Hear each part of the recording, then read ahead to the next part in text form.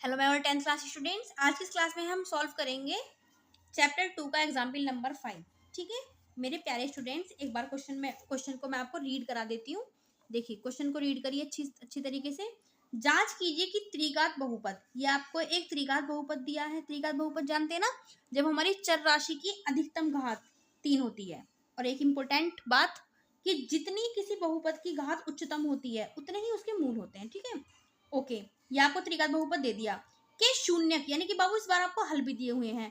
3 - 1 और -1/3 है। ठीक है, ये आपको जांच करनी है मेरे प्यारे बच्चों कि जो तीनों मूल दिए हैं क्या वाकई वो इस त्रिघात बहुपद के शून्यक है या नहीं।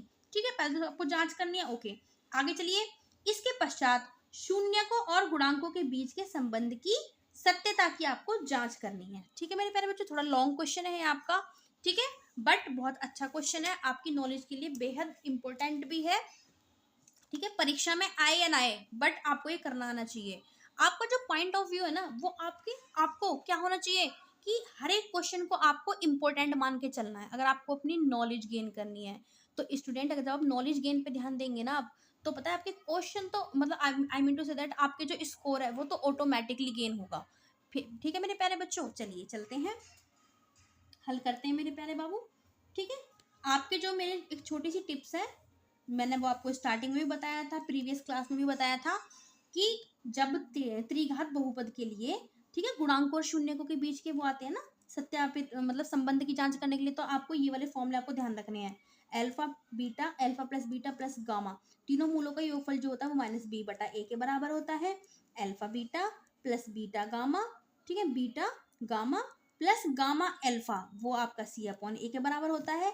Alpha dot beta dot gamma जो होता है -d/a के बराबर होता है। तो इन तीनों चीजों का जो इस्तेमाल होगा जब हम इनके गुणांकों और शून्यकों के संबंध की जांच करेंगे ना मेरे प्यारे बाबू, तब इनकी जरूरत पड़ेगी। ये आपको अच्छे से लर्न होना चाहिए। ठीक है, ओके। अब करते हैं, पहले तो हम जांच करेंगे इस बात की क्या कि ये जो तीन मूल दिए हुए हैं, शून्यक दिए हुए हैं, क्या वाकई इस त्रिघात बहुपद के शून्यक है या नहीं है। अच्छा, तो इस चीज की जांच करने के लिए मेरे प्यारे बाबू क्या पता होना चाहिए कि जब आप इसकी जांच करेंगे ना पहले मूल की, तो आप इस त्रिघात बहुपद के अंदर जहां जहां पर x है वहां पे 3 पुट कर दो और सॉल्व करके अगर आपका 0 आ गया तो समझ जाइए कि जो अल्फा बराबर 3 है वो इसका एक शून्यक है।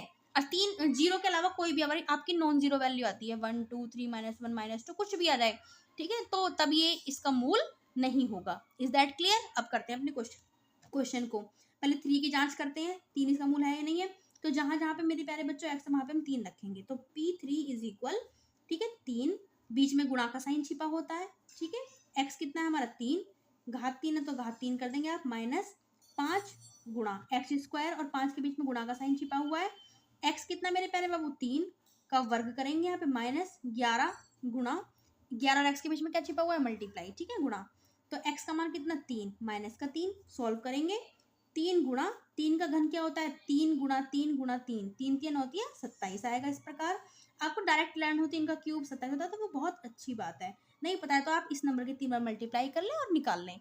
ठीक है, 5, 3 का वर्ग क्या होता है 3 गुणा 3, 3 3 9, -11 3 33 -3, 27 से क्या होता है मेरे प्यारे बाबू 81, -9 पंजे 45, -33 -3, तीनों नंबर माइनस के मेरे प्यारे बाबू एक साथ ऐड करेंगे और माइनस का साइन लगा देंगे। ठीक है, आई जस्ट होप ये आपको बेसिक कॉन्सेप्ट क्लियर होगा।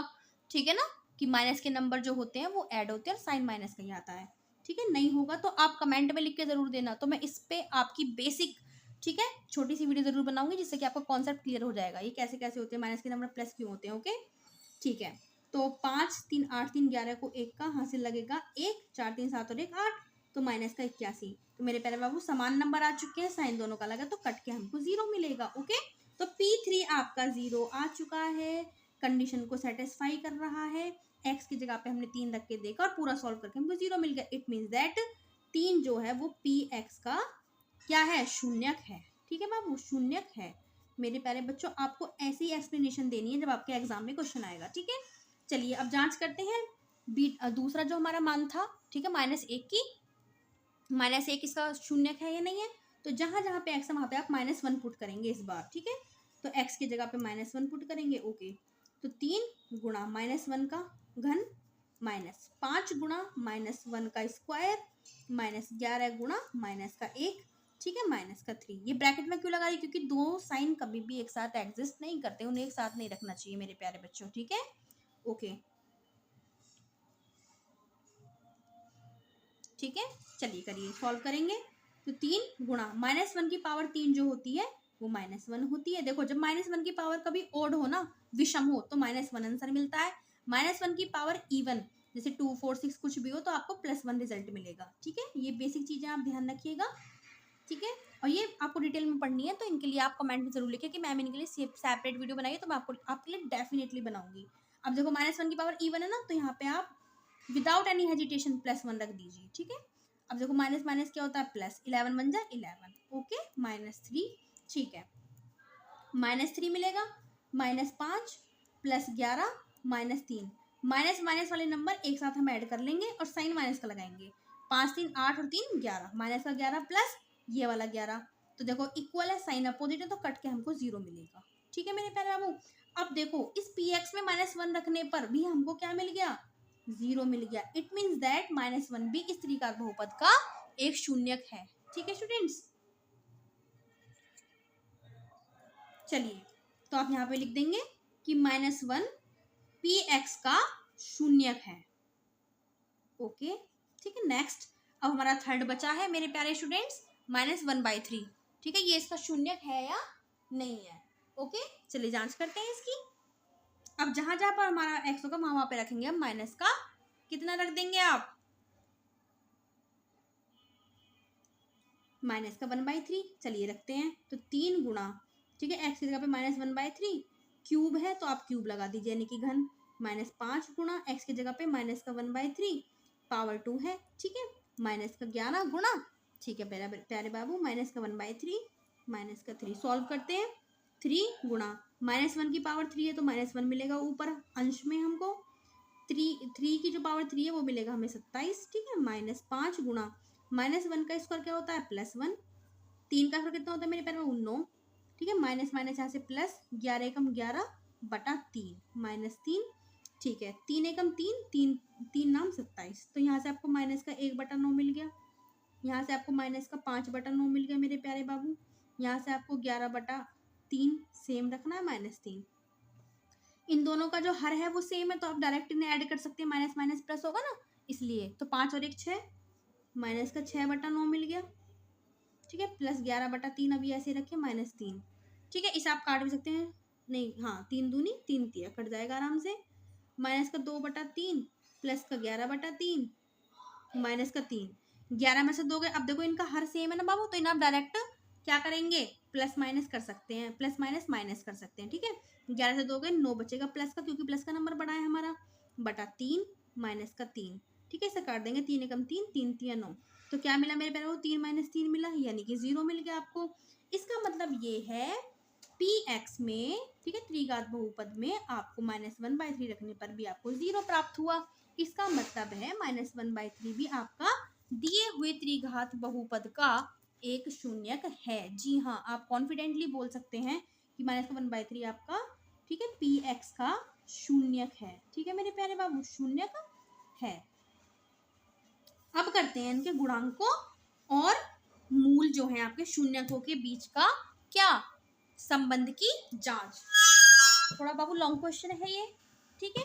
तो मेरे प्यारे बाबू, जो हमारे मूल हैं अल्फा बीटा गामा, वो क्रमशः कितने कितने हैं, 3 है, -1 1 है, माइनस का 1/3 है, इसी की तो जांच की थी हमने, ठीक है।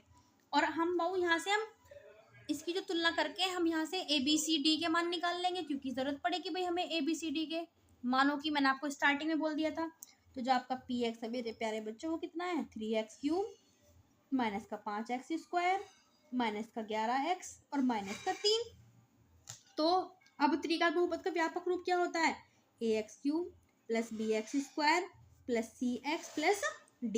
तो यहाँ से कितने मान मिलेंगे आपको ABCD के, a का मान यहाँ से 3, b का मान यहाँ से -5, c का मान यहाँ से -11, d का मान यहाँ से -3, ठीक है मेरे प्यारे बाबू। चलिए, अब alpha plus beta plus gamma की हम वो जांच करते हैं। अल्फा प्लस बीटा गामा क्या होता है हमारा फॉर्मूला, मैंने आपको ऊपर भी लिखवाया था अभी, -b/a, ठीक है। दोनों तरफ वैल्यूज पुट करेंगे, अल्फा का मान 3, बीटा का मान -1, गामा का मान -1/3 इज इक्वल माइनस बी कितना आपका -5, ठीक है, ए कितना आपका 3, ठीक है। यहाँ पे 1 मान के एलसीएम ले लो, ठीक है, 3 ले लिया, 1 से 3 जाएगा 3 बार, तो इसमें 3 की गुणा करेंगे, 3 3 9, बीच में माइनस है, 1 से 3 जाएगा 3 बार, 3 की 1 में गुणा करेंगे, 3 एकम 3, 3 से 3 जाएगा 1 बार, तो 1 की गुणा करेंगे 1 में, तो 1 आ गया, ठीक है, is equal minus minus plus 5/3 मिल गया, ठीक है। इधर तो आपको 5/3 मिल गया, इधर देखते कितना मिलेगा 9, माइनस माइनस प्लस, दोनों नंबर को प्लस करेंगे, बट साइन माइनस लगाएंगे, 3 और 1 4/3 इज इक्वल 5/3, तो ये कितना मिल गया मेरे प्यारे बाबू आपको 5/3 बराबर 5/3, ठीक है। तो 5/3 आपको इधर से मिल गया, और 9 में से 4 के 5/3 आपको यहाँ से मिल गया, दोनों साइड इक्वल है, ठीक है। यहाँ पे आपका सत्यापित हुआ, ये क्या हुआ सत्यापित, ठीक है। आप पता है तीनों रिलेशनशिप जो है इनमें से आप कोई तीन में से कोई दो या एक को भी स्थापित कर सकते हैं, मतलब I mean to say that दोनों को सत्यापित, मतलब कोई दो, ठीक है। एक तो हमने कर दिया, अब 3 है तो कोई 2 कर सकते हैं, बाकी एक पे भी आपका सत्यापित हो चुका है, तो बाकी 2 रिलेशनशिप ऑटोमेटिकली सत्यापित हो गए, बट 3 में से हम 2 को दिखा देते हैं, ठीक है। चलिए, alpha dot beta dot gamma -d/a के बराबर होता है, इसको जांच करके दिखा देते हैं हम, ठीक है।